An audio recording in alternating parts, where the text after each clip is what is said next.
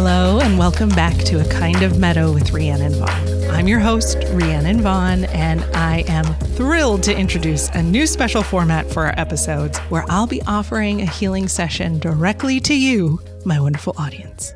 Whenever we don't have a guest episode lineup, you can look forward to these healing-focused sessions. Each one will explore different topics such as self-trust, unrequited love, abundance, and more. It's all about creating a space where you can feel supported and inspired and have a little healing journey of your own. And here's the best part. I want to hear from you. So if there's a particular topic you'd love for us to dive into, just DM me on Instagram at A Kind of Meadow or drop a comment with your request. If you're listening on Spotify, I know there's space to comment there. And if there's not on other platforms, then feel free to DM me. Let's explore these healing journeys together. And it would be a lot of fun to play with ideas that you have if you've always wanted to hear something around this. And what's great about healing in general, like with any storytelling, the more specific anything can be, the more specific a journey can be, the more specific a topic can be, the more universal it will be. So don't be afraid to get really specific about what it is that you love a healing around.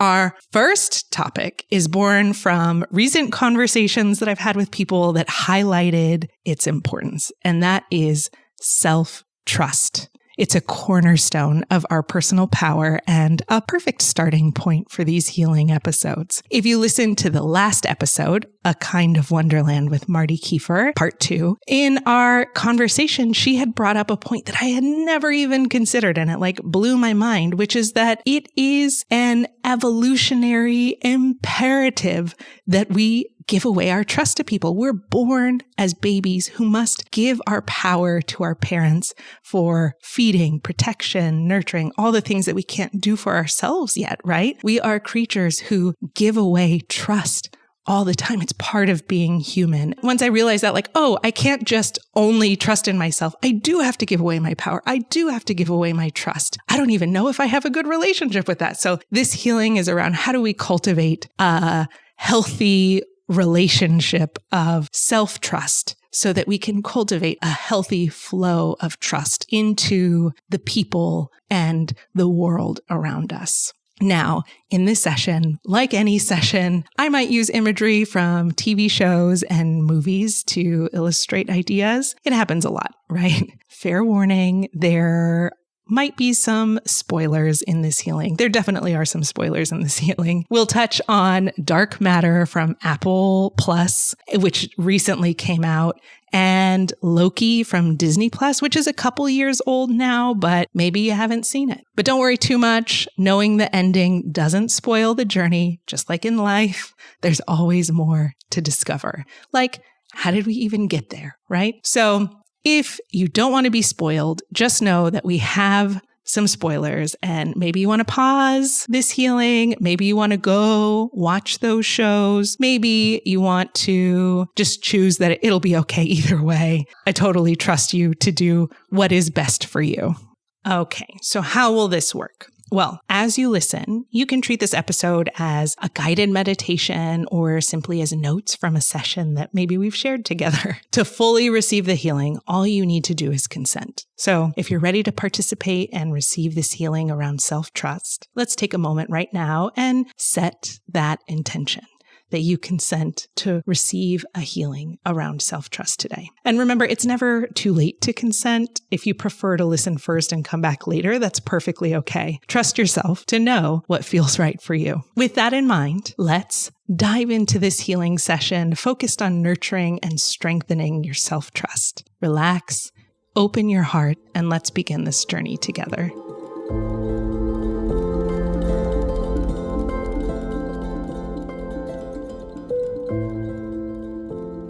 Okay, so today we did a healing specifically around self-trust. And for these types of healings, I really like to, it's like a massive topic and it can go lots of different directions. So I like to pull a few cards in this case, to get some clarification or some direction around the themes of the healing. And it's funny because I do pull a card and then I forget about it.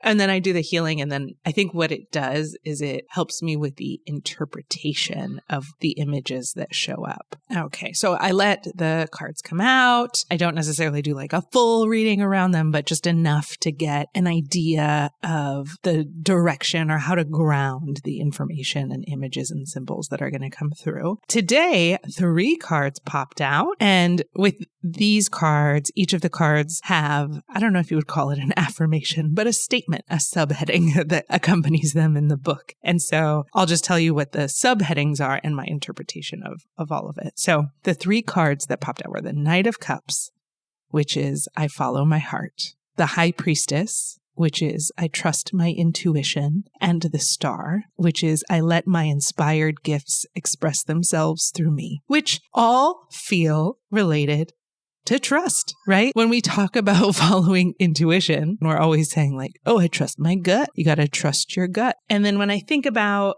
trust, and I think about where I feel trust in my body, it's never my head, right? If anything, I have to go against my head to trust something because there are lots of reasons, very logical, very brilliant arguments to not trust something. I follow my heart is very much an act of trust. I trust my intuition. Trust is literally in the word, but the intuition is basically that spark that helps guide us. And I think the source of our intuition is actually from our heart, right? Like the gut, I think, is like solar plexus stuff, sacral stuff, our whole mid section at work. But ultimately, it's because it's so close to our heart. It can hear the whispers of our heart instead of coming from the head. Ultimately, the reason that we need to have trust is so that we can let our inspired gifts express themselves through me, right? So when we trust, we open to receiving, and sure, we can like receive abundance and protection and safety and all of the things that we hope that trust brings us. But ultimately, we want those things. Thinking about Maslow's hierarchy of needs, my therapist did remind me of this in our first session. When you're in survival mode, when you're just looking for safety that you can make it to the next day, it's really hard to be creative. It's really hard to have flourishing relationships, and it's really hard for self-actualization. And when I think of self-actualization, I think it is just to be in a state where we can let our gifts flow through us naturally. Not even naturally, but just freely, right? The themes of this healing as it relates to self-trust, what we mean by self-trust today, and what we're going to be working on connecting with and opening to is I follow my heart, I trust my intuition, and I let my inspired gifts express themselves through me. Now, I did also ask for one clarifying card, which I got from the bottom of the deck, which is like the shadow aspect of this. And so I'm interpreting this as what is currently in the way of our ability to follow our heart, trust our intuition, and let our gifts flow freely. And the card that I pulled was the 10 of Pentacles, which was I share my wealth.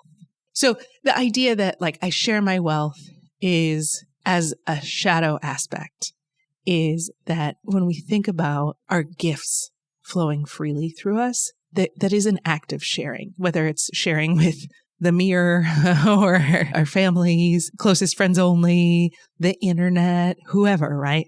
When we let our gifts express themselves freely through us, it's because we're sharing them with the world and literally the earth even. So to let things flow freely to us is the ability to share our wealth, right? The wealth of our time, energy, gifts. What this card was saying is that in order to share our wealth, our cup needs to be full. And it's this very great reminder of it's impossible to fill a cup from an empty well. And so what this is reminding us is to get back to a place of trust. We do need to let our abundance of self and gifts and trust to flow through us freely. But when our well is empty, it feels very scary and hard to let that trust flow from us. Another way that I'm going to interpret this is when we have no trust in ourselves, we have no trust to give.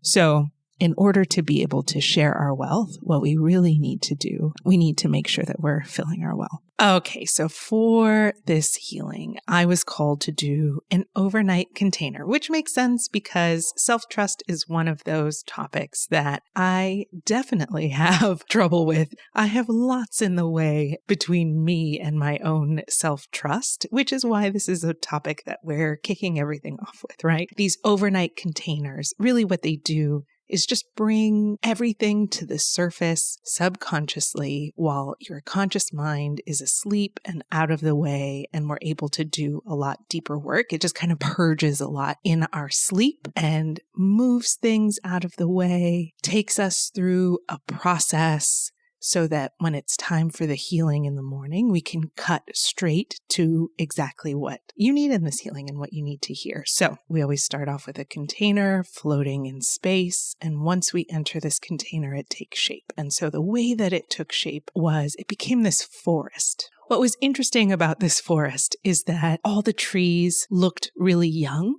It looked like they were all lined up and perfectly even rows, perfectly spaced lines of trees. The forest floor was just kind of like bare dirt. There wasn't a lot of other life in this forest except for the trees. I feel like I see these kinds of forests sometimes when I'm driving in the middle of nowhere and it's a bunch of young trees that someone has clearly planted, and there's not a bunch of life just yet because it's only just taking root. So that's what it looked like. All the trunks were pretty thin. There were leaves, but definitely weren't mature trees. Now, the thing about trees are really special because they're so wise and ancient. Even when they're young, they carry this wisdom with them. They are so stable. To me, also, trees are definitively the image I get when it comes to not chasing because, trees don't move.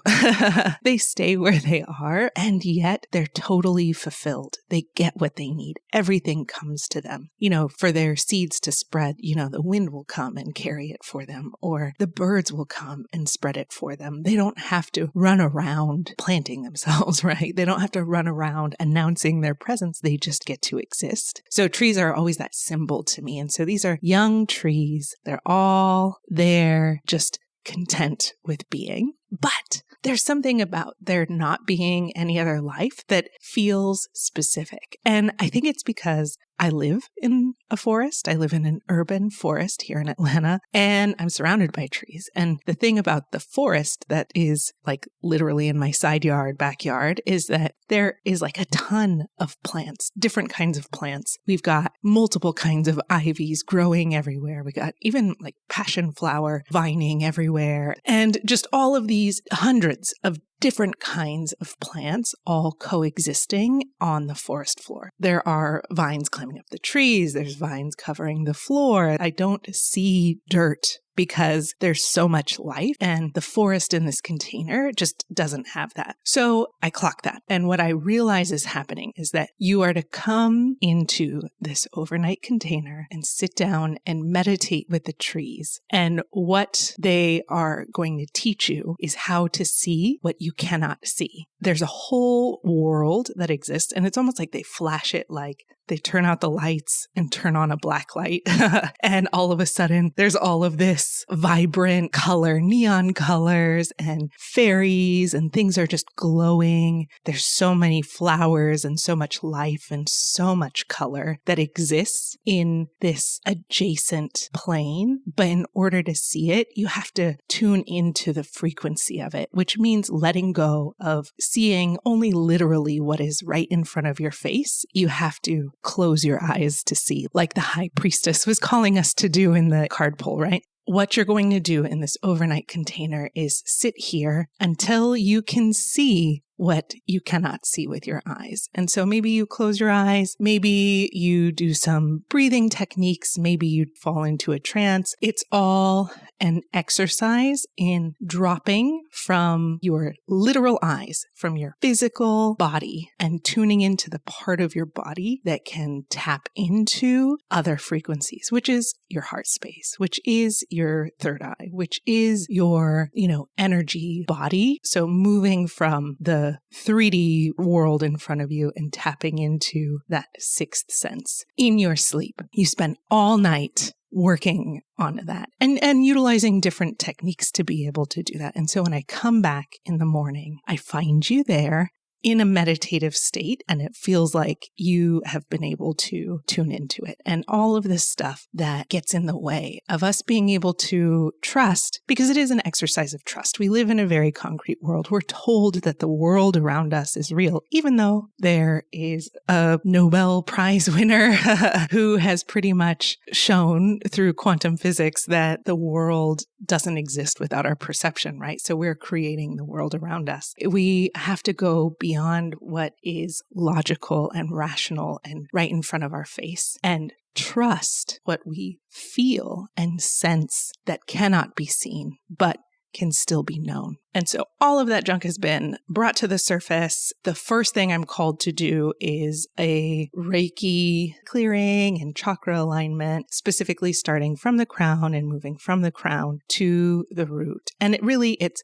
because everything's been brought to the surface. It's kind of been collecting in these energy centers. The way that I remove the gunk is it's almost like making cotton candy, where you know how cotton candy has that spinner? So it's like we spin the chakra and I spin my hand, and my hand becomes the stick that you use for the cotton candy, and all of this black and gray wispiness energy starts to form cotton candy around my hand, and I can just pull it out. From there, I take that cotton candy and I throw it through this mesh net that I use to transmute the energy. And then all this gunk kind of gets to be transmuted and becomes stardust again. So I start with your crown and I spin it out and clear it out. And once we've cleared all of this gunk, I see that inside of your skull, there is this inscription. It's programming and beliefs. It's a mural on the inside of your skull. So your brain sees it, right? It's messaging for your brain. When I tune into it, when I tap into it, I'm like, what is going on here? It starts to take the shape of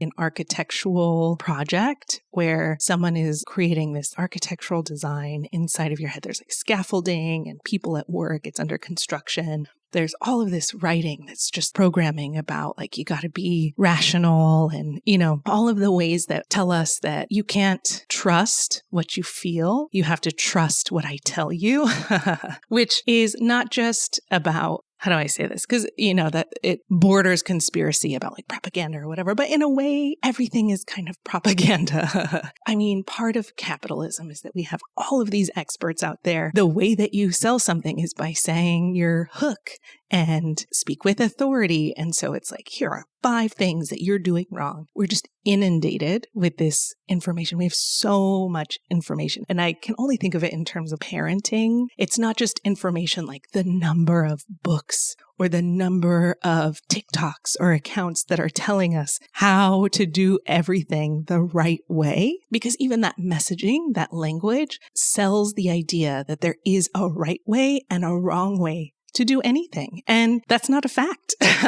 Diversity literally means that each person kind of approaches life in a unique and interesting way. And we can share the way that we do things and maybe it will benefit someone else. I obviously benefit from hearing how other people do things, but there is no diversity of thought if there is a right way and a wrong way to see, know, be, and do everything. It's almost like that messaging is eroding our self-trust because it takes away our intuition about not only how we're behaving in the world, but even the nature of reality around us. What's interesting about this architectural project, all this scaffolding and everything, is that when I check-in. It almost takes the shape of me asking to see the foreman or something like, oh, can I see your permits for this construction? And everyone runs away. They've been caught. It's almost like they're doing something that is not anything that you had commissioned or agreed to. They do not have permits and they have been caught. And so they run away. That's when I call in the angels. I love to work with Archangel Michael and Archangel Raphael and allow them to call in whoever that they want to work with in order to clean this up. So I call them in to take down this project, take down this programming is really what it is. It hasn't quite become a belief. It feels like it's programming that is aimed at your brain so that your brain can then create its own beliefs, which is almost insidious if you think about it, because this programming is not creating beliefs for you or programming beliefs in your brain. It's not like someone else has programmed this idea. It's a way for you to program the belief yourself, because a belief inserted by someone else is a lot easier to clear. It's almost like we can clear it anytime we say anything that doesn't belong to me. Let's dissolve, transmute, let's throw it in the fire. Let's release anything that doesn't belong to me, that's inauthentic to me. All those beliefs and programming and ideas that belong to other people, we can kind of clear that through regular energetic hygiene, right? But because this programming is inspiring your own beliefs, it takes a little more work to dismantle or to disassemble those beliefs, because you have to really examine your own ideas that you have subscribed to, which we trust, right? We do trust our beliefs more than anything because our entire reality is created by what we believe. And so it requires things to happen in our life that make us feel certain ways that then allows us to examine the beliefs that we may not know that we had. There is actually a really great exercise that I keep coming back to. I love it so much. And it's really transformed how I feel about a lot of emotions that have been coming up for me lately, especially as it relates to fear and terror, like literal terror. And it's a way to examine these beliefs so that we can dismantle them, right? And so what Bashar says is that our emotions are guides to our beliefs. So when we feel an emotion, what we can always examine is, what must I believe to be true in order for me to feel this way? So I feel rejected. I'm sad because I'm rejected. What must I believe about myself to make me even create this story that I'm being rejected or that it hurts to be rejected, and not thrilled to be rejected, because rejection is protection, right? There are all different ways that we can look at the same circumstances. And so what must I believe for me to see it in this particular way? What I'm seeing with this is that, okay, so we have all this programming aimed directly at the brain. So the brain could be like, oh yeah, let's create a belief around this, and that's a good reminder. So what it creates is it creates all of these situations outside of our experience in our reality where something happens and it triggers this idea through an emotion. And a lot of times the emotion doesn't always feel good, right? It feels painful. Literally, metaphorically, it's painful. And that painful thing helps us get back to whatever belief has been implanted here. It's almost like that's the work, is that we need to dismantle these beliefs. We can do that by, we remove the programming. And we can wash over the brain with your authentic essence. We can wash over the brain, and so that any of these loosely held beliefs can just get pulled out. It almost looks like strips of paper or like ticker tape that come out of the brain. We can just pull those away and throw those into the fire. And then what we're being asked is to trust that when we feel an emotion, what we can do is ask, what must I believe to be true in order to feel this way? So when I think a lot of my own fears come up, a lot of times the belief is, I'm all alone in this. I have nowhere to turn. I am unsafe because I am unloved. There's like all of these different ways that it shows up. When we can start to examine the story and the belief, it's not as easy as being like, no, I am loved, right? But in the ways that it's terrifying because I'm all alone in this. It's very easy to know, like, oh, wait a minute, there's my family. I have friends. There are strangers. I go to an organization that helps women like me in crisis, and they have helped me. They're strangers, and they have helped me. So I am not all alone in this. Even if I had no friends, no people, there are places in the world I can go to. So that means this belief is false, and I can let it go. I can let it go. I can let it go. The way that I try to let it go, because it's easy to say like, oh yeah, that's not true, and then just move on. So I like to try to do a little ritual in my mind where I pull it out like a strip of paper and throw it into a fire, or I put this thought on a balloon and then I release the balloon into the universe and let the universe transmute it and turn it back into like, let the helium go into a star, let it explode into the sun, so that that belief really gets let go at the root. It feels like that's the work for we've washed away what we can, and now we'll use our emotions and our external experiences to guide us back to what these beliefs are. And the reason why this process is so important, and we can't just pluck out all the bad ideas or bad beliefs, because, a lot of times these beliefs are really valid and they're really logical and they make sense, and there's plenty of proof out there for them. So it's not as simple as having energy work come in and rip it all out. It feels like this process of examining our beliefs is where the magic is. That's where we cultivate self-trust. Every time we feel a certain way, and instead of reacting in all-consuming fear and anxiety, like I've been experiencing, and we do this little exercise of examining a belief and finding it and releasing it, we cultivate self-trust. Because going back to this idea of I'm all alone in this, I don't know what to do. These organizations and friends and family and communities have been around me. And if I only rely on the external, if we only rely on the people around us to help get us out of panic or fear or whatever the sadness, grief, whatever the emotion may be, then we start to lose self-trust. And this is a healing about self-trust. So we'll then think that, well, if I don't have friends, if I don't have a partner, if I don't have a therapist who can walk me through this, then I'm fucked. But if we go through this process, then each time we can connect to it, we cultivate a little bit of self-trust. Brené Brown had talked about trust in a way that made it really visceral for me. The way that she talks about trust is she says to imagine trust like a jar. And every time that you do something that cultivates trust, you add a marble to the jar. And so it is this thing that we have to cultivate one moment at a time. And the more we cultivate, pretty soon our jar is pretty full. And then it's easier to give marbles to other people, put our trust into other people. But if we're always giving away our marbles, then we don't have any in our jar. That feels like a really important message about why we're not just going to zap it away with magic.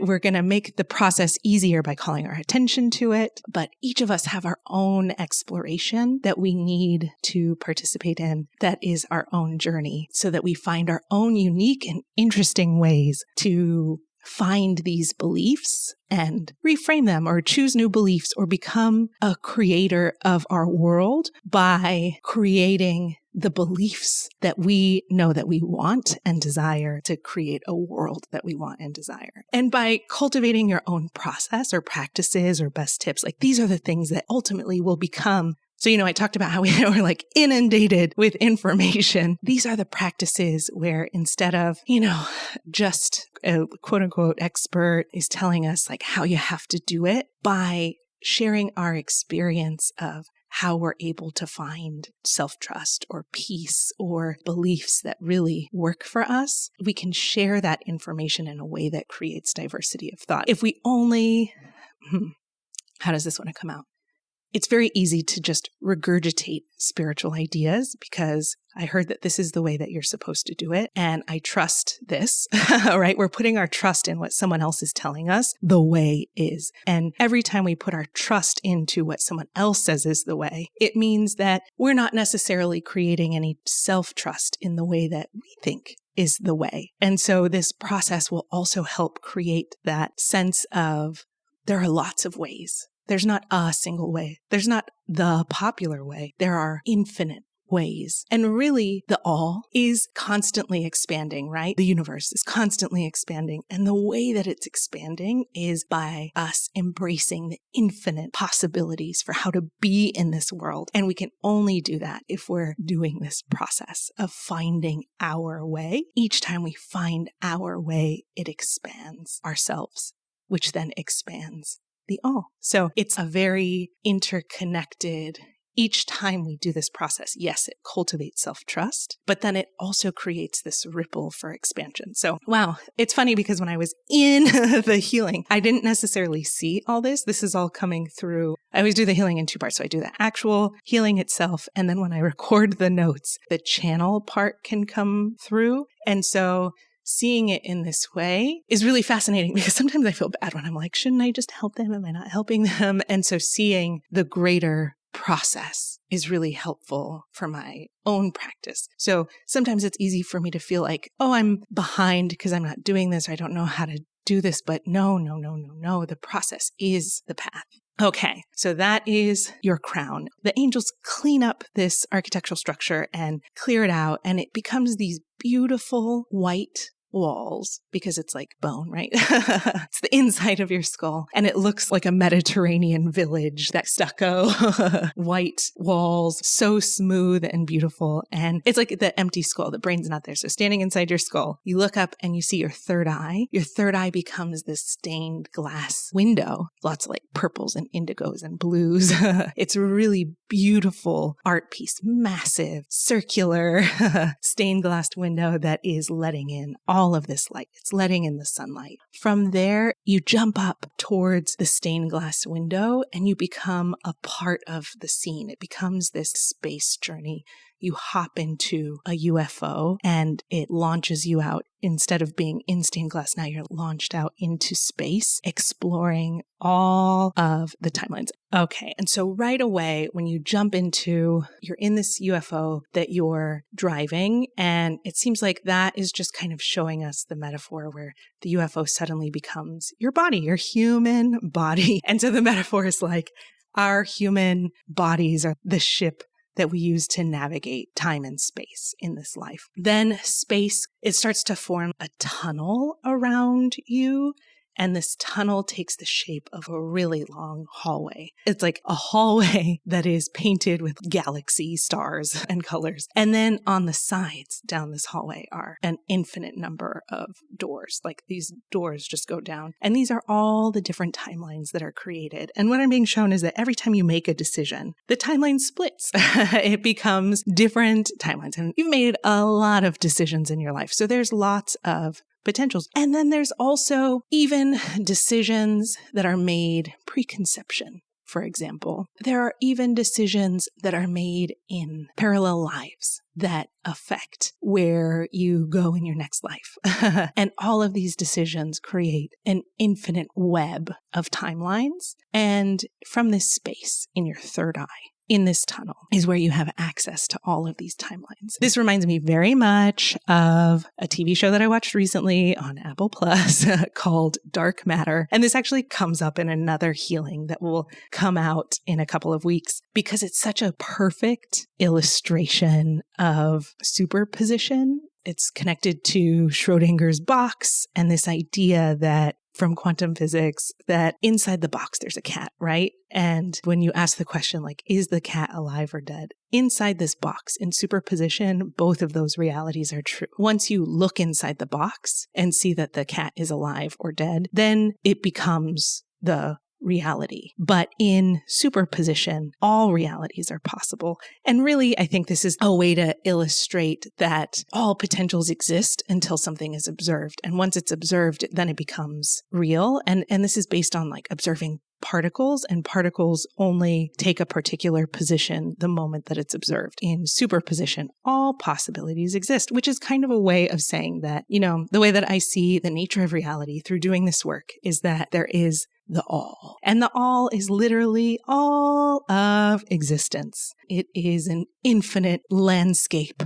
an infinite universe of infinite universes. The Big Bang happened, right? And everything that ever existed happened. And so all moments in time are these like still photos or still moments of every possibility. And then our consciousness is what moves through these still images like a light, creating movement and a sense of reality. And our consciousness can move from moment to moment that already happened. It already all exists. And our consciousness is just exploring it from all of these different perspectives. The imagery that I see of it now is like being in a spaceship in the universe that is our soul. We travel from life to life, or not even life to life, moment to moment across infinite lives, as though we're traversing the universe. And so each star is a different life. And within that star, we experience there's like this infinite number of potentials that we can explore. And so in superposition is where we have access to the all, which is parallel lives, which is technically what past lives are, right? We have access to see the past lives. We have access to see parallel versions of ourselves. What I'm seeing that is calling to be healed in this space is that, so in dark matter, this is where it parallels dark matter. In dark matter, every time Joel Edgerton's character makes a decision, it creates a new Joel Edgerton. So instead of just creating a new door and a new timeline, it's almost like there's a bunch of versions of you wandering around, like which one is the real me? Like everyone's kind of fighting for dominance to be the real one. We have all of these timelines. I feel like our consciousness is what is us. And there are different versions of consciousness that are exploring all of these other possibilities. And we can always jump into the other possibilities. And we're not taking someone else's place because it's all us. Even if you were to like jump into your past life, consciousness is what navigates the world that exists. So it's not like you're pushing anyone out of the way. So in a way, it feels like all of your decisions have fractured you and created different versions of you that are all competing to be the one, the you. And this feeling feels hard to trust. Well, like here's the brilliant existential question, right? Which one is real? Which me is me? Ultimately, the answer is that they all are you, but it feels so jumbled. And so it feels like in this session, what we need to do is reintegrate all of these parts, all of these versions of ourselves. Instead of, so with like inner child work, I often see that we let the inner child, or like in a soul retrieval, that version of us, we melt into each other and become one. It doesn't feel like that's what needs to happen here. What needs to happen here is that we let each of these versions of us who are all stuck in this superposition with us, that are all the potentials of who we are, we feel like we have to choose, or we feel like we have to eliminate some of them to become the ultimate version of you.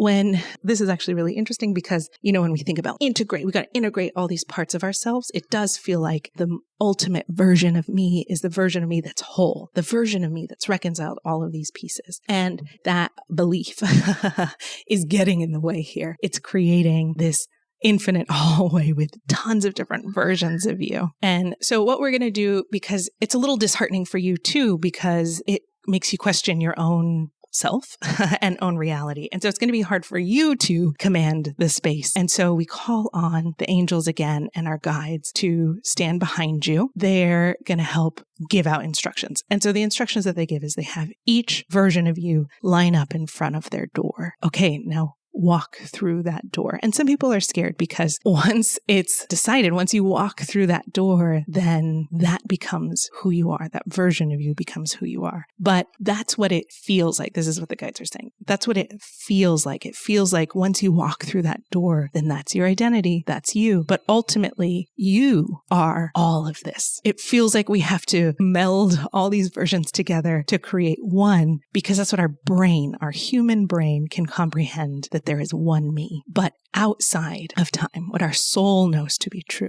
is that all of these parallel versions of you exist simultaneously, and it's possible. So once you walk through that door, yes, that is your life. That is the version of your life that you're going to live. But your consciousness has the opportunity to navigate this hallway. Your consciousness, your soul is the part of you that's going to go through and experience all of these moments. And so you just have to cultivate trust, because there's this feeling of, this happened in dark matter too, where this is why it's such a great illustration of this, is that because it is how I see timeline jumping too. So Joel Edgerton, like every time he opens the door, it opens to a different possibility of how the world came out. And some of them are terrifying. They're like apocalypse and climate disaster and dangerous, like people hate you. And, it's like awful, awful, awful. And then there's other versions where it's like utopian and things are perfect and everything you could have ever dreamed of. What dictates what's on the other side of the door that he opens is his emotional state when he opens the door. There is some truth to that. If you think about the idea that everything has already happened, it all exists in the all, and manifestation is not creating something to exist in our lives or creating a version of ourselves that does all this stuff, but manifestation is actually tuning into the frequency of the life that we desire or the experiences that we desire. And to tune into that frequency, it also means tapping into our emotional state and our vibrational well-being. And so I love dark matter for using that as an example of how to navigate, because that's what's happening here. So you, the you that's left here, the you that's conscious here, the you that is you, ultimately in this experience, in this lifetime that you are experiencing, the you that is listening to this healing, the you that is experiencing your life is the only you that does exist. Your consciousness is the only you that does exist. Now, timeline jumping is being able to experience any of the versions of you that have been made possible. And the way that you tune into that is by changing your frequency or tuning in your frequency into like becoming the version of you that already has that life. What we're showing you is that all of these versions of you, you can experience anyone. And it's scary because it feels like we're going to open a really dangerous door, but you have a whole team of people around you. You have a whole universe that's conspiring for you. So there are synchronicities that will guide you along the way. When we say, oh, am I on the right path? Is this? It's always the right path. And sometimes things are going to happen, but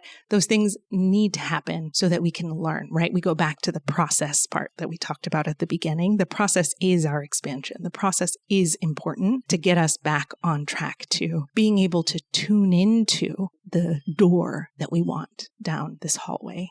Almost like all these people were scrambling to take superposition because they wanted to live the highest and best life, because that's the journey that you're on. You want to live your highest and best life, right? They are scared that they're going to experience something painful, and some of them are. And we can let those versions, it's safe to let those versions of you experience that and know that your guides and your team and the synchronicities will guide you down the hall so that you can have your highest and best life. Even the scary stuff, it serves you in some way.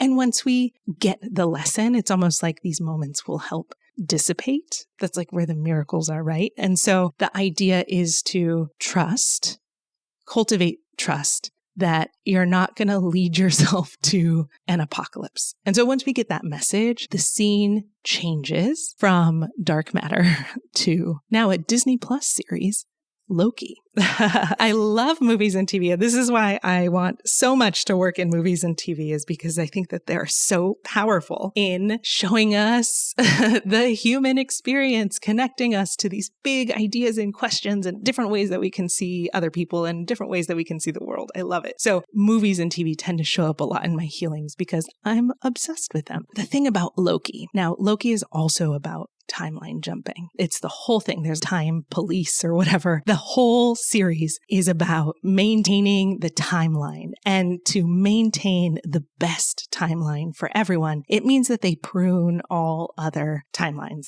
It's funny because it's almost like that's what we wanted to happen, is we want to prune all the bad timelines so that it's like a cleaner experience and there's only the one highest and best me that is walking down this path, right? But in Loki, the timelines that are getting pruned in this story specifically, it's the versions of people that are anomalies, which is like a common dystopian theme, right? I'm thinking of Divergent. It's always someone is born who's different than everyone else and they don't belong. And because they don't belong, they must be annihilated. And that's what's happening in Loki. It's a lot funnier and brighter, but ultimately they're annihilating people who are different. When we move into this new story, you are a version of Loki who is an anomaly, and therefore you need to be annihilated or pruned, and that is terrifying. But the thing that makes you an anomaly, which is true in all of these stories, right, is that you are so uniquely you, and it's almost like you can't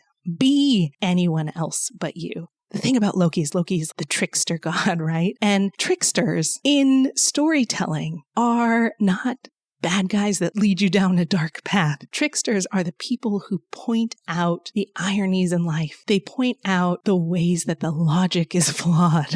They tend to be the fools, the wisest characters in the story to shake up really rigidly held beliefs about the world. And they help us think about life and the world around us in a new perspective, which is clearly a big theme here, right? But in order to think differently from anyone else requires a lot of self-trust. Even as someone who, feels like an anomaly, as someone who feels like you can't be anyone but who you are, no matter how hard you try to follow the trends or wear the corporate attire, or I'm using myself as an example here because I feel like even when I've worn the clothing, I was somehow a dress code violator. And I was like, I literally am wearing the same dress as that person over there. I don't understand why it doesn't fit. I'm trying really hard to fit. It's not like I'm a rebel, but I'm just seen as a rebel because I can't help but be anyone but myself. And that's what I'm being shown about you too, is that you just can't help it. And that's a threat, but that's a threat to them, which then gets turned back on you. So it feels like a threat. And this is making your nervous system go haywire, right? Feeling like, hey, I don't belong is dangerous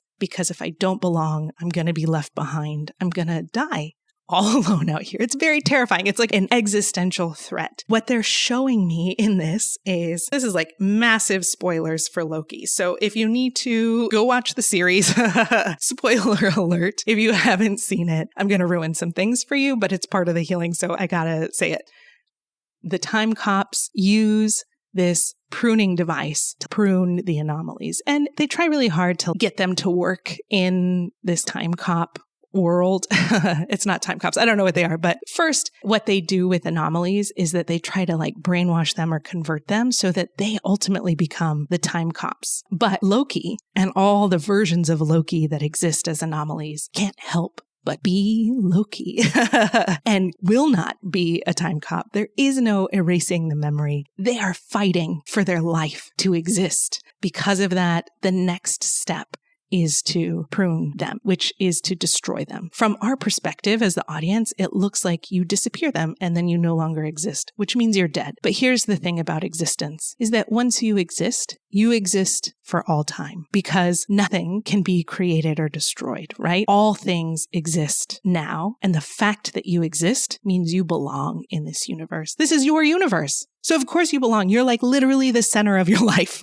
You belong in it, which is, easier to say it than to experience it. But yeah, you're literally the only life you can live is yours. And so you belong in this life. In Loki, the way they demonstrate that is that when they prune a person, the audience is devastated. Oh my God, they're dead. This is my favorite version of Loki. What are we going to do now? And then cut to probably the next episode. I don't remember now. They don't no longer exist. They just go to a new place where all the people who've been pruned are kind of existing there. And it is scary and it's harder. There's a bigger, scarier monster. But you know what else is there? Access to the God of time, access to the creator of this universe that they're living in. And the people who are doing all the pruning, all these cops, the world that they're living in, they have statues of this God. They have stories of this creator, but they don't have access to him the way that the people who have been pruned do. And that's what you're being reminded, is that it feels like you're going to be annihilated, but they can't annihilate you because you exist. And the fact that people are even trying to annihilate you, it's almost like surrender doesn't necessarily mean, let someone murder you. There's help. There are places that you can go. There are people who want to help you survive, right? So it's not surrender to actual violence, but know that you can escape whatever certain annihilation is. And the way that we escape is with our boundaries. Know that whatever situation we're born into, whatever situation we may have stumbled into through our choices, or, I feel a lot about life. Sometimes there are the things that we choose, right? And that we make our way to. And then there are the things that are the invitations. And we're like, oh, let me see where this leads me. And if it leads us to a dangerous place, then it makes it harder to trust ourselves. And, I've been there. I've gone gone down a path and I felt like I surrendered. And then I got really angry at the universe for the situation being full heartbreak and betrayal and sometimes literal abuse and violence, right? And ultimately, there's a lesson to be there. Like there's a reason that we go through these experiences. And if you believe that, our soul chooses certain paths or certain lives or certain themes to explore, and so these are always part of our themes or whatever it may be, the thing to remember is that our boundaries are the thing to say, like, you know what? I actually don't want to be spoken to this way, or I don't want to live a life where I don't believe that I'm loved. And so a boundary is, again, not something that we put on another person. A boundary is not saying like, you can't do this to me because I won't tolerate it. We have no control over what other people do to us, right? And if you've been in a situation with someone who doesn't care about boundaries, then we know that we literally have no power over the other person, but we do have power over ourselves. And as scary and as painful as it is, our boundaries are the things where we can say, you know what? I'm going to withdraw from this path and I'm going to find another door that feels a little bit better. We always have that choice. That's our free will, right? Our free will is to always choose another door. But in order to get to another door, we have to go back to the hallway. We have to choose to exit that room, exit that timeline, and go back to the hallway that takes us to infinite possibility. Every time you exit a situation that just doesn't feel good. And this is something my therapist told me recently, because I've been going through an experience and I'm like, am I being an asshole for choosing it? I feel like there's not a reason for me to decide to walk away from the situation. And my therapist is like, you don't need a reason to walk away. You could just walk away because you want to, and that's enough. You don't have to wait until someone does something or says something that's concrete evidence of anything. You could just be like, yeah, I'm not feeling it. Bye. And so that is a reminder I will relay to you as well. That's what the guides are showing us, that we cannot be annihilated. And having boundaries, going back to the hallway, is always an option. Even when it feels like it's not, it's always an option. It's always an option. It may not be as easy as, oh, I can flee this war zone by going this. I mean, there are going to be boundaries within what we need to operate, or we can only go as far as we can in this moment. But each step is putting a marble in that jar of self-trust. And even if that person annihilates you, again, it only takes you to a place. They cannot destroy you. It only takes you to a place that's closer to God.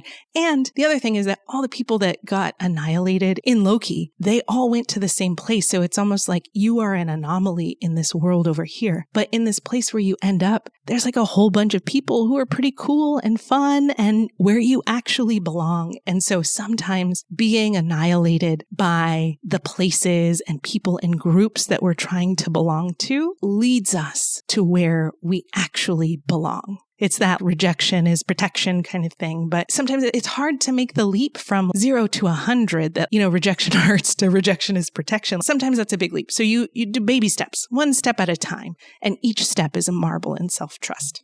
We end up in the other world. We get this lesson that we cannot be destroyed. We belong. It's our life. It'll take us closer to God, right? It feels like the third eye is super clear now. Once we can see all of this, then it becomes less about, I need to make all the right choices to get to the perfect life. Self-trust allows us to navigate less rigidly, which takes it lowers the stakes when it comes to making choices. That's what really clears up. It takes away a lot of the cloudiness, a lot of the constriction. Your third eye is now like super wide, super open, and super clear. And then I go through and I do the same cotton candy, pull out the gunk for the remaining chakras. So your throat, your heart, your solar plexus, your sacral, and your root. Now that the gunk isn't there, we let them spin open and spin brighter. They're aligned. We let it magnify your auric field and repair any tears that may be in your field that are creating leaks. And it brings us back into alignment, and being in alignment makes it a lot easier to navigate and hear our intuition, right? anytime we have other people's energy in our field or other people's thoughts or ideas in our head, then it kind of distorts the message that's coming from our guides or that's coming from our heart. And really our heart space is the seat of, if we see our human bodies as the UFO we're using to navigate space-time, our heart is where the control panel is. And so now that we're back in your body, outside of your third eye, we're outside of your body now, I see you looking at a mirror. What's interesting about this, actually in the last episode with Marty Kiefer, A Kind of Wonderland with Marty Kiefer, Marty brought up something that I had never even considered that blew my mind. And so that very much informed this idea. She talked about giving away our power. And really, it's not about giving away our power. It's about giving away our trust. We are evolutionarily designed to give away our power, to put our trust in our parents. Because while we may be brave little children, if you have been around a child, you know that their sense of safety is very low. There are many times where they run directly into a street. Or, I had a child that really loved knives for a while. As a child, you put all of your trust and all of your power into your parent. They are even your source of food, protection, shelter, identity. It takes a while for a child's brain to even know that they're different, that they're a different person than their parent, right? There's a whole study about a child who they put a red dot on their nose and have them look in a mirror. And up until a certain age, all of the babies will touch the red dot on the mirror because they think the other person in front of them with the red dot is a different person. And then around 18 months, when they see the red dot in the mirror, they touch their nose. And that's how we know that it takes a while to identify a concrete sense of self, right? And so we do put our trust in other people, even when we're learning as adults. We go to a teacher and we put our trust in that person. When we're having relationships with our friends or family or romantic partners, we're putting our trust in people. The thing that's really showing up with this imagery is that our power, when we talk about standing in our power, when we talk about giving away our power, the ultimate currency of our power is trust. It's trust. We're always trusting in something. And a lot of times we may not even be aware of where we're putting our power or where we're putting our trust. But what we can know is that if it doesn't feel good, we're probably trusting in something that's not aligned or helpful for us. Trust is this currency that we use for power. There was a conversation that I had recently that also put this in my mind that was about capitalism and money. And I always think of money as currency for power, right? So when people talk about standing in their power, then they're the wealthiest version of themselves. And money does give power in a capitalist society, right? But ultimately, when you give your money to someone, you're giving your trust to someone. If you are running a business and it's hard to find people to pay you, like paying customers, and I'm saying this about myself too, because I have had multiple businesses where it's I know that I'm capable. I trust that I can complete this and build this, and I know that I've built something great, but I'm having a really hard time where I get to the point where now I need people to pay me to be clients, and I can't do my work any further if there are no clients. And I keep running into this block. And it's I spent a lot of time self-worth stuff, am I not valuing myself? What is happening? I feel like I did all the self-worth work, and it's still a block. And then this conversation a couple days ago, of course, the theme's always if you're going to do a healing around something, then all of this stuff starts to show up a couple days in advance, right? And so this conversation was about people who can sell out arenas or whatever. It's interesting how certain people can just sell things out, whether or not they've had a lot of experience in a field. And I'm thinking about comedians and how there are TikTok comedians who maybe are very funny in short form video jokes and formats or, sketches or whatever. And then they get to sell out a club and then have to do an hour of stand-up, which is a very different skill. Oh, so it's not necessarily just about value. You have a customer who's happy to pay for a ticket, but they're paying for that ticket because they trust this person, because they've seen the content. And so really money flows where people put their trust. That's why logos and branding is so important. It's not necessarily just because the prettiest or the most valuable or whatever. It's what people trust. There are plenty of people who don't trust massive corporations. And so they're going to go to a boutique and spend their dollars there because that's what they trust. There's no amount of marketing that's going to change their mind about what their values are, right? And so people will put their money where they put their trust. And so in a way, money is a currency of trust, not just value. Part of it is value, sure, like do all your self-worth work. That's important. But what we're being shown in this healing is that money flows where there's trust. And so if you're running into a block of bringing in money, and you're like, these affirmations aren't working for me, then you're being asked to explore, well, do you trust yourself? Do you trust yourself with someone's money? Do you trust yourself if someone puts their trust in your hands? This is like an intimacy thing too, right? Like in relationships, intimacy is, a big part of it is like we allow someone to see who we truly are. But a big part of it is someone is handing you their trust. We use metaphors like their heart. Oh, someone's handing you their heart. And sure, love is a thing that is related to like intimate relationships or whatever. Like, sure, someone's giving you their love, but love is what we're all made of. And so it's not just that. It's that someone's handing over their trust. And can you hold that? Do you trust yourself to hold that? And if you don't cultivate the self-trust, then it can feel really uncomfortable to hold someone else's trust. How am I supposed to hold your trust if I can't even hold my own? So this is a really important image that we're going to equate trust with power. And so when I say I'm going to call back all my power across the universe, we're looking in this mirror. And even in this mirror, we're seeing ourselves. We're seeing ourselves as valuable, capable, lovable, but without the trust, it's the block that gets in the way of everything flowing through us. It's funny because when it's you standing there looking in a mirror, like a full-length mirror, and in the mirror, there's a little glowing orb on top of your head. And we're going to say, let's call back all your power, which in this case is calling back all of your trust, all the trust that you've put in everywhere but yourself. So we're calling back all your power, and this orb is filling up and filling up and filling up. But what's interesting is that it's filling up over the you that's in the mirror, but it's not filling up over your head. And what the guides are showing us is that we even give away our power to our mirror.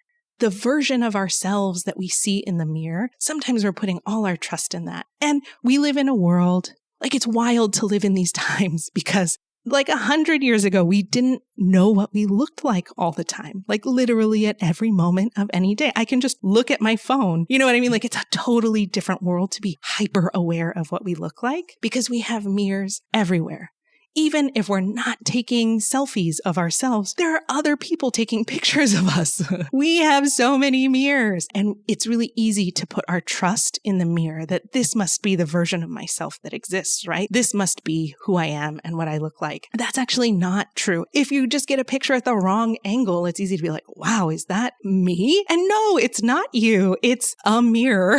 And sometimes it's a bad mirror. But we put our trust in these mirrors that like, oh, if I catch myself at a bad angle enough times, then I start to trust the mirror over myself. What we're seeing is that the mirror version of you is calling back all of this power. And now what we need to do is we need to call back all of our power from the mirror. Suddenly that orb starts to move from being over the head of the person in the mirror to being over your head. And when we call back all that power until it's like a glowing gold orb, this trust, it feels so safe and it feels like love. And it feels warm like sunlight. And we let this warm, golden orb of light that radiates through us down from our crown all the way down and let it stop at our heart. And once it gets to our heart, it sends out a flash of energy that then fills our entire body, but not just our entire body, the entire world around us with this flash of light. When we call back all this power, it allows us to put this trust in ourselves. You know, you can't draw from an empty well.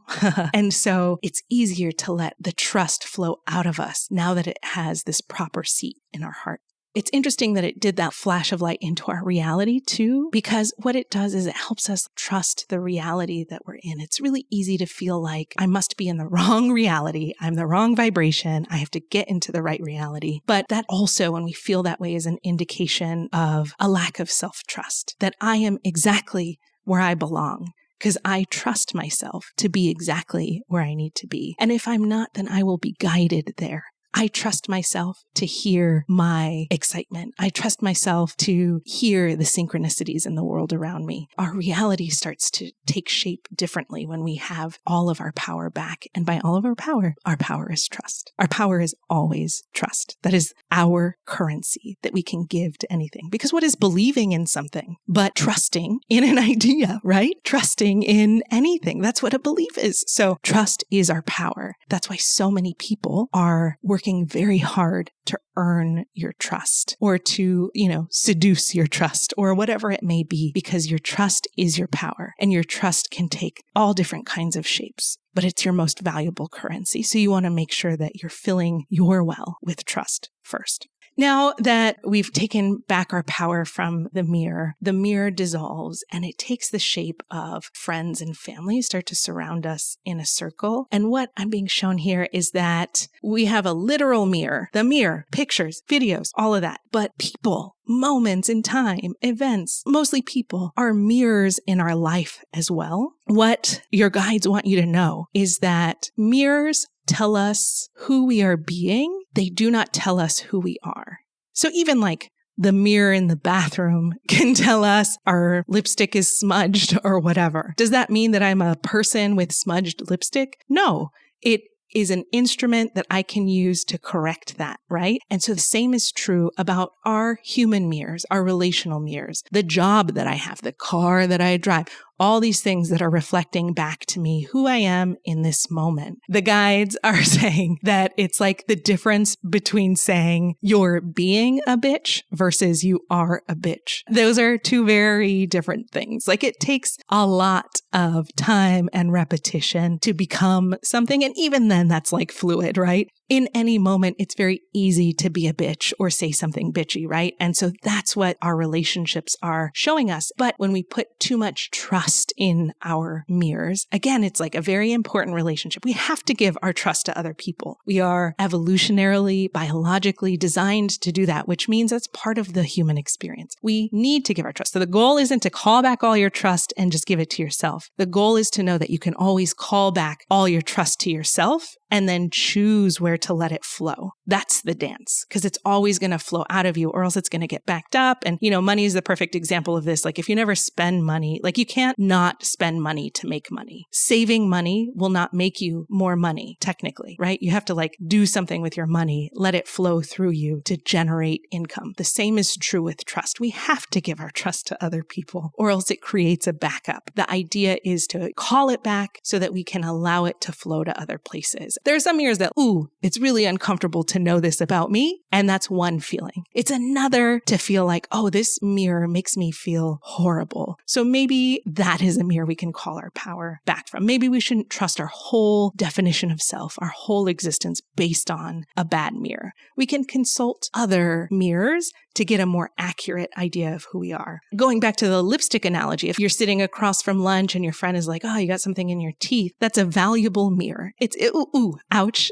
That's embarrassing, right? But it's a valuable tool to help us get back into alignment with the person that we want to be. I want to be a person who presents with a welcoming smile without pepper or spinach between my teeth. So these mirrors help us align with like, is this who I want to be in this moment? Great. I'm in alignment. And so now what I'm being shown is that all of these people around you, your like circle of friends, acquaintances, colleagues, strangers, store cashiers, whoever you interact with that's acting as a mirror for you, that we can think of these mirrors as instruments on a control panel to help you fly your ship. They're not the universe themselves. They are not your reality. They are these instruments to tell you your altitude and speed and yaw or whatever the flight terms are. They're going to tell you if you don't look out, you're going to crash into that planet, but they are not the planet that's crashing into you. And so if we can think of our mirrors as these instruments, like we can allow ourselves to, it's almost like by thinking of them as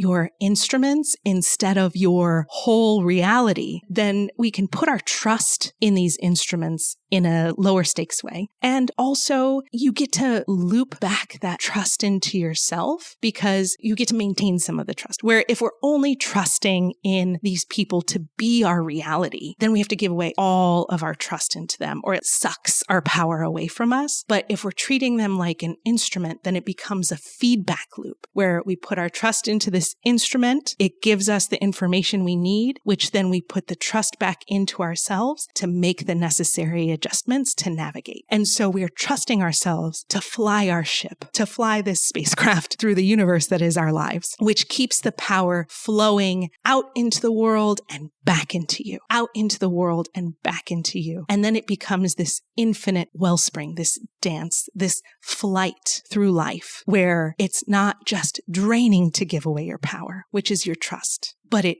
feeds you and teaches you and guides you. And then you can never be doing it alone. You can never be lost because you have your instruments, because you have all of these tools at your disposal helping you as you fly this spaceship that is your body. You have all of these tools at your disposal at any given moment. And again, it could be strangers. It could be a sign on the road. It could be anything that's in your reality that we can look at to guide us. And so you're not alone. The entire world is conspiring with you. And you can trust in these instruments that will guide you back to yourself. Yes, this infinite loop of trust, this infinite loop of power. When I see it looping like that, it gets faster and faster and faster. That makes the energy field bigger and bigger and bigger. It makes us more expansive and it makes us more powerful. But the thing that makes us powerful is trust.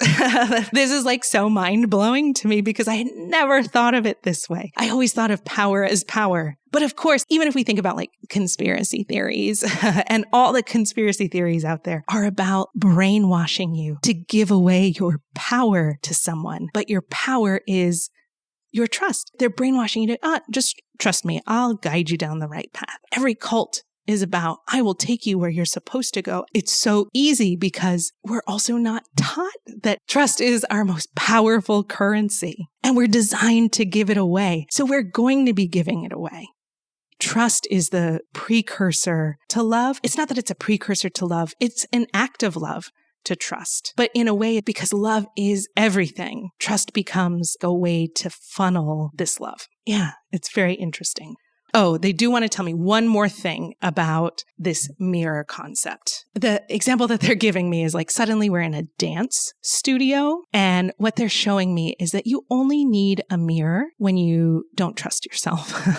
Someone who has like ultimate self-trust is like, it doesn't matter what I look like. I'm enjoying my life anyway, right? It's very eccentric. It's very trickster energy. That's the fool, right? But when we're in a dance class and we're learning choreography, it's really helpful to have a mirror. And what the guides are showing is that you only need a mirror when you don't trust yourself to already know it, number one. But number two, you need a mirror when you're doing someone else's moves. And doing something moves isn't necessarily a bad thing. Sometimes it's a really fun thing. I love learning choreography. And yes, I need to look in the mirror. When I'm doing Pilates, I know that Pilates is great for me. And I also need to look in the mirror because I don't trust that I know what it feels like to be in alignment yet. I'm still on my way to that. So again, this goes back to what I was saying earlier about we're designed to give away our trust when we're learning something because once we feel it in ourselves, then we don't need a mirror anymore. In a dance class, we need a mirror to see how our moves look as we feel it out. But when you're at a club, you don't need a mirror. You just feel the music and you trust yourself to move to that music. We don't need mirrors when we're fully embodied in self-trust. But we do need a mirror when we're learning the choreography of life. When we feel ourselves leaning really heavily on a mirror, we can let that guide us. Like, okay, am I doing this because I'm learning something new and I'm trusting the process and I'm feeling it out? Or am I doing this because I don't trust myself? And so again, all of these mirrors are instruments that will guide us back to ourselves. And this process of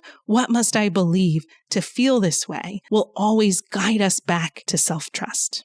to close out any healing, I do all the energetic hygiene. So we update any contracts. And what I do is I call in like a team of angel lawyers, let them review the contracts. We void and cancel any that are ready to be canceled. We update any that are still appropriate and relevant, but may need some tweaking. And we pull out any contracts that kind of need to be brought to our attention and moved to the top of the pile. All of these contracts have like the yellow copy and the white copy. And so we send a yellow copy to anyone who participates in the contract with us. And we send a copy up to the Akashic records for it to be stored once it's all finalized by these lawyer angels. We also do basic cord cutting where we allow any hardware to show up. I see cords usually hooked in with a fishing hook. So we allow any hardware to show up and let that fall from your body and then collect all of those hooks and put them into the fire. And then in that process, it undoes whatever cords we have. And so we have, a cord is a two-way energy thing.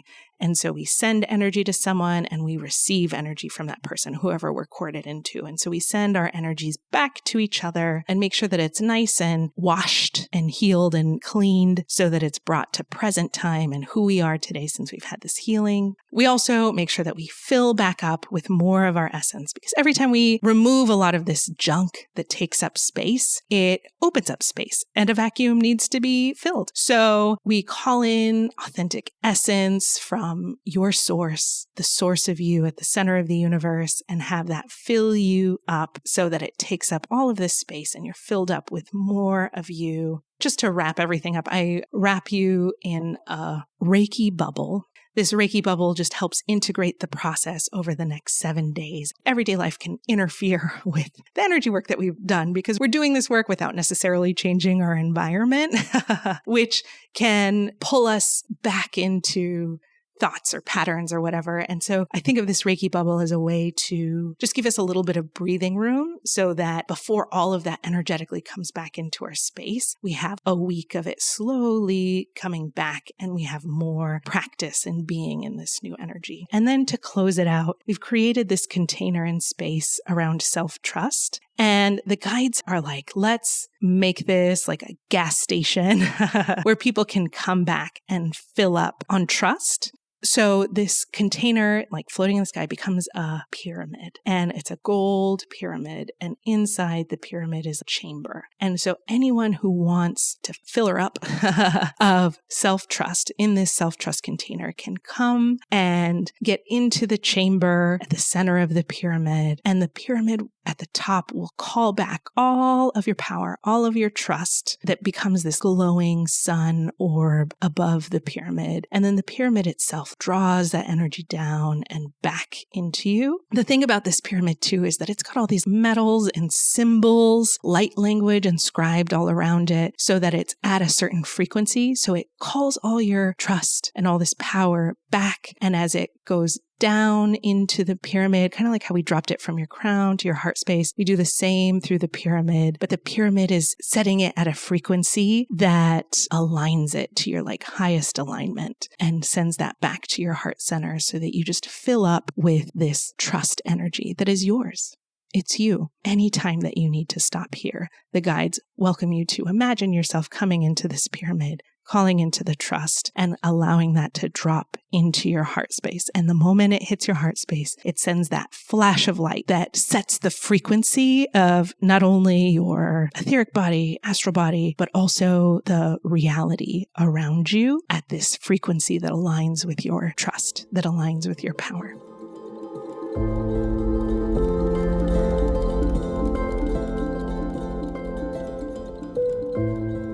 Wow, what a journey we've embarked on together in this episode.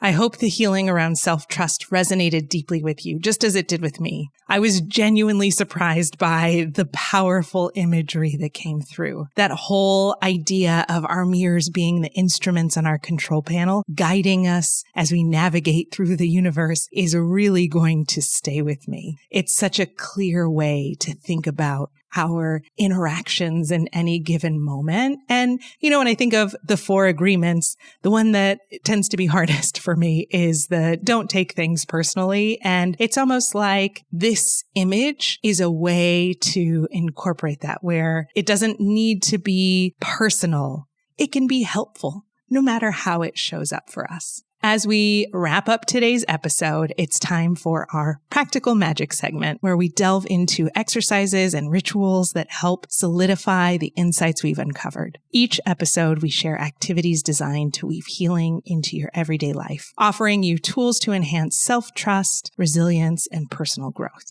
In today's practical magic segment, we're exploring the intuition walk exercise. This ritual focuses on developing and trusting your intuition, which is a vital part of cultivating self-trust. It's a playful and powerful way for you to tap into your inner guidance and build confidence in your decision-making abilities. Here's how you can try it. First, choose your setting. Pick a location for you to walk where you can feel relaxed and open. It could be a park, a quiet street, a new part of town, or even your own backyard. The key is to find a space where you can feel connected to yourself and your surroundings. Then set an intention. Before you start your walk, take a moment to set an intention. This could be a question you want guidance on, an area of your life where you need clarity, or simply the desire to strengthen your connection with your intuition. Then let your intuition guide you. As you begin to walk, just follow your instincts. Don't follow a predetermined path. Instead, listen to your inner voice. When you feel drawn to turn left, turn left. If you feel the urge to stop and observe something, do so. Trust your instincts and let them lead the way. And then stay present. Stay present and attentive during your walk. Notice any signs, symbols, or feelings that arise. Pay attention to your thoughts and emotions and consider how they might relate to your intention. And then after your walk, take a moment to reflect on the experience. What did you notice? How did it feel to let your intuition guide you? Were there any insights or answers that came to you during the walk? You can record your insights, write down any thoughts, feelings, or revelations that emerge during your walk. This reflection can help you better understand and trust your intuition in the future. Now, if writing is not your jam, then make a voice note. Just record and capture these moments. You may not even need to read them again, but the act of getting it out of your head, out of your body, and out into a piece of paper or a voice memo may be all you need to really connect with these reflections. This intuition walk exercise is more than just a stroll. It's an opportunity to practice listening to and trusting yourself. By letting go of control and allowing your inner voice to lead, you reinforce your ability to trust your instincts. Self-trust is like a garden. It flourishes with attention and care. Each step you take on your intuition walk is a step towards greater self-assurance and empowerment. As you make this exercise a regular practice, you'll find that trusting yourself becomes second nature, opening the door to a life filled with confidence and authenticity. Thank you all for joining me in this special healing session on A Kind of Meadow with Rhiannon Vaughn. Your support and presence means the world to me, and I'm so grateful that we can explore these topics together. I hope you find some empowerment and clarity from this episode, and that it opens the door to trusting yourself and embracing the magic of who you are as you journey forward on your path. Thank you so much for listening, and I'll see you next time on A Kind of Meadow with Rhiannon Vaughn.